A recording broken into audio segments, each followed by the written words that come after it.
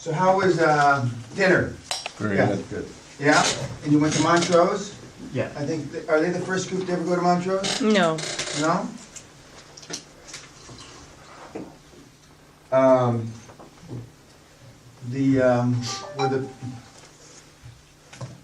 What was that noise? I don't want any phones on. I hate to break somebody's phone. Or I could stick it up your ass. It's, for some of you, for the English guys, lads, they probably like that better. But they have a proclivity for that kind of shite, pun intended. We had one bit of homework from Monday night.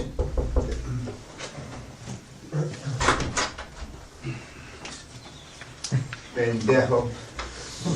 Anyway, we had one bit of homework from Monday night that we didn't do yet. And what was it? Obituary. Huh? The obituary. Obituary. Also, the most daring thing you've done so Yeah. far. Okay, well, let's start with the most daring thing. I shudder to even ask this question of this group. What's the most daring thing that we've ever done? And don't give me this half-ass SEAL shit that you went to where they gave you 1,300 calories. I emailed a buddy of mine, a SEAL, ex-SEAL. He came in and says, how about 0 calories? And I said, well, anyway, okay, what's the most daring thing? Brian? And don't tell me marrying your wife and shit like that, so please, please. That was a mistake you made. That has nothing to do with being daring in life. Go ahead. Diving off a 60-foot cliff. 60, huh? Yeah. I've done that. You didn't get knocked out, then almost drowned though. No. I assume in the water. Water. Yeah. Okay, well, and what were the circumstances, briefly? No, nobody was doing it. I know that feeling. I've never, I'm not a diver. How old were you? Oh, 17. Okay. 17, see, you think you can live forever. See, I'm just still, 50 years later, I still think I can live forever. Go ahead. Yeah, it was kind of surreal. Yeah, I'm sure it was. I'm sure it was. Been there, done that. Rob? I would say buying my company, just because it was completely outside of my comfort zone, and I had to do a lot more work than I had any idea that I was going to have to do. And if I heard I wasn't going to get it done once, I heard that hundreds of times. One of the things that is kind of a benchmark, you know that you're on the right track when you get out there with the YouTube world. Oh, you can't do that. It's impossible. You can't get it done. You're in too much of a hurry. You got to think it through. Think it through more. You know you're on the right track. Abso-fucking-lutely, you're on the right track. Just the antithesis of what, you know, most of you have been trained to do. The irony is, when I was doing stuff, my parents, as I told you, they only had one goal for keeping me alive, or my dad had, I don't know what my mother's goal was. Oh, I forgot my mother today, god damn it. Anyway, he didn't comment on that, because I wasn't doing stuff like that. I wasn't doing well in school, I wasn't doing well in athletics. I was doing well in getting in trouble, but that's the one thing that was more or less my speciality, getting thrown out of school and stuff, like I showed you. When I graduated from high school, just to give you an idea, I was a C+ student in high school. When I got my books at the beginning of the semester, you have lockers, you know, you put your books in lockers. Okay, I used to put my books in the locker, and then at the end of the semester, you have to turn your books back. Well, there would be a dust line around my books because I never took a book home. I never moved a book. I never moved it, not one fucking time in high school. So I graduated with about a 2.7 or a 2.73 out of 4, which is it's kind of a C+ average. Some people call it a B-, but it's a C+ average. And so graduation, 3 weeks before graduation, Ruben Munoz, who I told you about, Walt Bojack, who I mentioned before, were sitting in a senior quad. The senior quad is a place where the seniors could eat lunch and the underclassmen couldn't eat lunch there. So we're eating McDonald's hamburgers, no, Big Boy hamburgers. Big Boy was a franchise upgrade of McDonald's. And a guy named Hank Leach, the boys' vice principal, he was the disciplinarian in the school, was walking by and he says, how the fuck did you get them? Always me. Peña, how did you get those goddamn hamburgers? And I said, we ordered in. Well, there was no such a concept as ordering in. They locked us on campus. You couldn't leave campus. And he said, I want you 3 guys to be in my office after lunch. I want to talk to you. So we showed up. Dressed very much like you fucking bums, except for Marcus and Robert went out to dinner last night. Yeah, man. So we get in his office and we're standing in front of his desk like this, and he hands us pieces of paper. And then I said, well, those look like diplomas. And I said, well, you did learn something here in fucking 3 years, didn't you, Peña? Those are your high school diplomas. Get out. We don't want you to stick around for graduation in 3 weeks. Well, and Walt, who was the intellect of the 3 of us, he said, we haven't taken our finals yet. He says, don't worry about it. You graduated. Just get the fuck out. So we took our diplomas and we stuck them in our back pocket, and we went off to the pool hall to shoot 9-ball. So after 7, 8, 9 pitchers of beer, Wojak says, this is 1963. We got our fucking rights. They can't do that to us. Martin Luther King and saying whatever he said. And John Kennedy said this, and yeah. So, drunk, we got back in, I think it was Ruben's car, and we drove back to campus, and we went back and we just busted into Hank Leeds, we're drunk. We busted into Hank Leeds' office, and we threw our diplomas in his face. And we're gonna stay here and you can't do a fucking thing about it. And then I said, I think I might burn the fucking school down. I tried.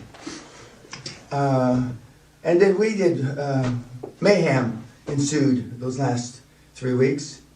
And I think more mayhem ensued because of what happened. I'm not sure we would have done all the shit that we did if he had just chilled and left us alone. But when we got out of high school, it was a fucking miracle. It was a mitzvah. A mitzvah. And so when I hear some of you guys and I read about what you've done and I get these emails of these bleeding hearts whining and whinging about shit, which he must get thousands of them because he's got all these devotees that follow the London Rio program. It used to be 20 years ago very, very difficult for me to relate because I went from that to the military to being around on purpose high-performance people. There's a lot of high-performance people at Bear Stearns, even though it went out of business. There was a lot of high-performance people. Ace Greenberg, and before him, Cy Lewis. And so when I started reading these things 20 years ago, and our system was nowhere near as sophisticated as it is now, because I try to keep it simple, not just because most of you are retarded, but I try to keep it simple. And but now, after doing this 21 years, nothing surprises me that I get, nothing. And you saw that slide about, that I showed you that somebody put an overhead on, suck it harder, blah, blah, blah. Well, nothing, that surprised me when I got it, but nothing surprised me because of the kind of emails. Okay. Can I say one last thing? I was told that I was lucky when it got done. Oh yeah. I was lucky. Also, you're on track. After you accomplish it, you were lucky this time. Yeah. You better be careful. Then you know for sure, because you're the stuff. And some people will secretly admire you for doing this stuff. Not too many will tell you that. But then after you do it and you're successful and you complete the tasks, they will probably. A lot of you say you have friends, I told you what the definition of a friend, my dad's definition of a friend. Manny, I killed the old lady. That means my wife. My dad says, okay, I'll bring the shovel, you get the lye. Lye is, what you put on a disintegrated body. Most of you don't have any friends. You gotta have acquaintances. I've got less than that many friends. And I've had all of them for about between 40 and 55 years. Since I was a little kid. But your real friends will be happy for you. but most people will be jealous. When Ryan becomes even a more media mogul than he is, and he's really big, not everybody's going to like it. That's just the way it is. That comes with the territory. Even some of the London Realer followers you got now, they're going to say you know, if you, God forbid you got a TV show or something like that, oh, he fucking copped out! You know, the fact that he's able to reach 1 million people instead of, you know, or 10 million people and put his message, it's about the journey, etc., etc., they won't look at it that way. They'll just say he copped out. And you all, in different degrees, will have different things to deal with. Because you live in Scotland, I can relate. So you and I will be talking because I can relate to the stuff that people are going to say, etc., about you because, you know, you live here. And when I moved here, they said it's the 40s here, Dan. Oh, 40s. The 1840s. They still talk about people that have only been in this area 200-300 years as interlopers, carpetbaggers. And of course, some of the families have been here, well, the Guthries. If I was a real Guthrie, then, you know, I've been here since almost the beginning, so that's all right. Squire Guthrie went from Arbroath to Calais to bring Willie Wallace back to fight the English. You know, everything would be fine, but I'm certainly not a Guthrie. And so, notwithstanding, I'm honorary head of the clan, only because I live here, not because of any other reason, believe me. Brian? Probably walking out of the city job, just security, money, my whole sense of identity for 10 years.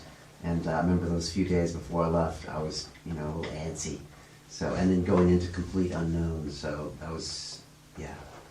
Yeah, it takes balls, it takes grits, and some people would say not too many brains to leave that kind of thing, but a lot of people have. I told you about the guy that was here for August. He had just completed his 3rd round of funding.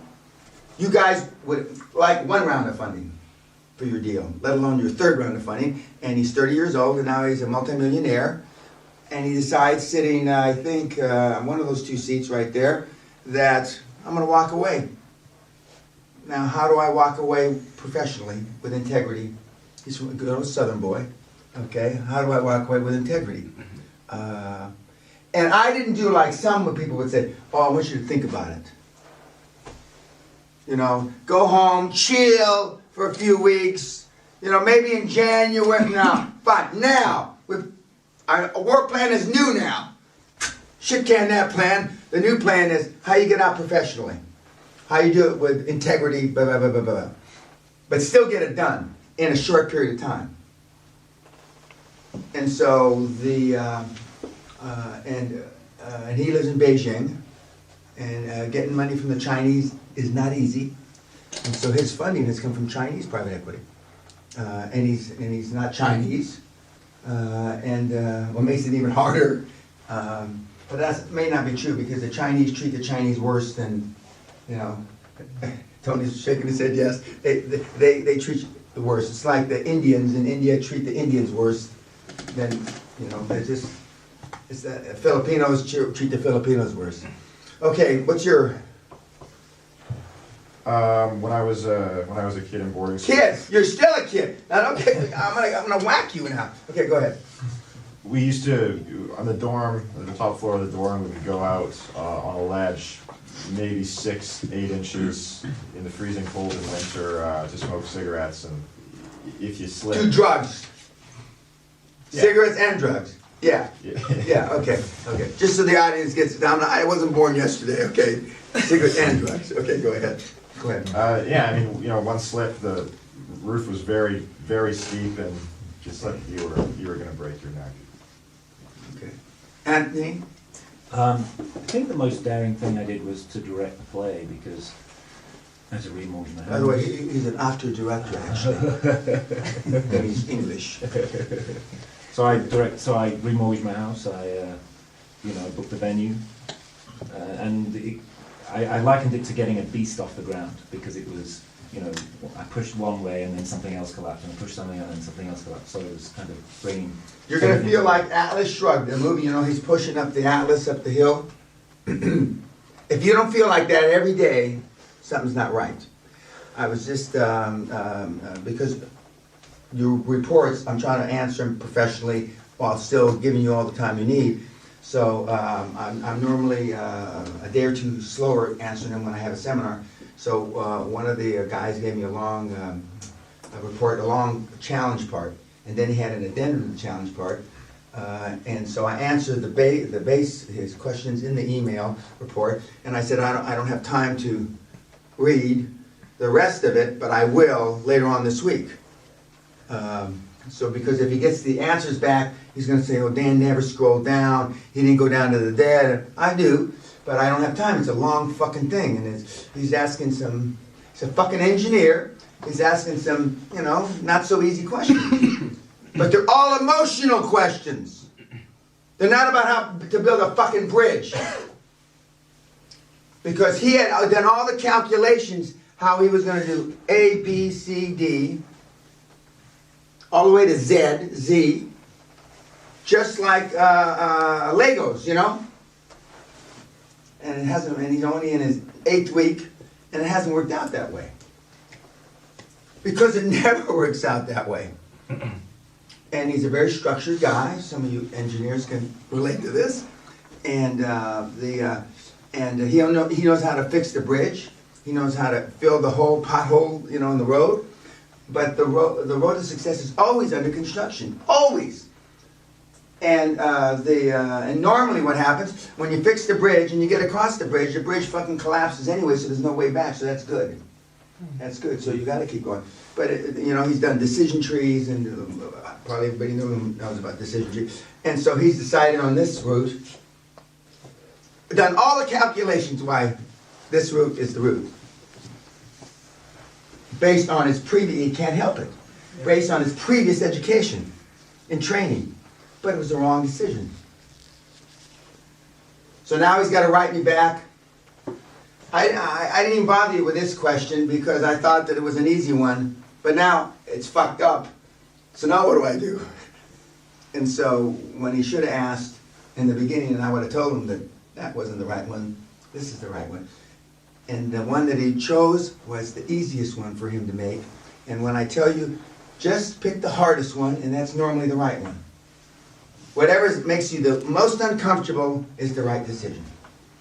Okay, we're going to continue this, but bye-bye, YouTubers.